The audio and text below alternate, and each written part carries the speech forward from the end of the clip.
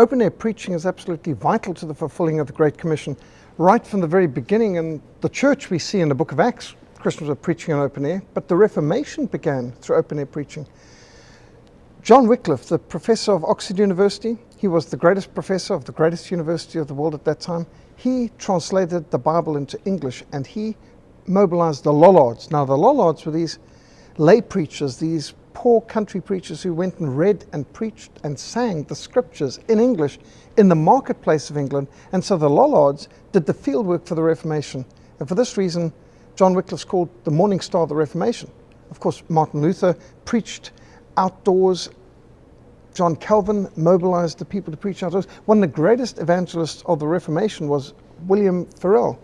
Guillaumin Farel was a French-speaking Swiss evangelist who won Basel to Christ, he won Neuchâtel to Christ, and he won Geneva to Christ through open-air preaching. What he would do was, Farel was a great debater. He was a fiery, red-headed, tough evangelist who would get into the marketplace and he would preach the gospel until the bishop sent soldiers to shut him down. And then he would challenge the bishop to a debate. And the people would always think this is a good idea.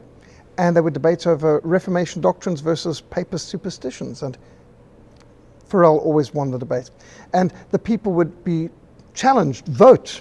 What do you want? Do you want to stay in papal ignorance and superstition, or do you want to vote for the Reformation? And the people would overwhelmingly vote for the Reformation, and they'd throw out the bishop and the Catholic hierarchy, and William Farel would go up into the bishop's pulpit and start to proclaim the doctrines of grace from the beginning. And that's how Geneva was won to Christ. And it was field preachers like Farel who laid the groundwork for great reformers like John Calvin to come in and lay it further. Now, people like Calvin were also going into prisons, seeking to win prisoners to Christ in the prisons. He was training and mobilizing evangelists. John Calvin, in his academy, trained hundreds of evangelists and missionaries.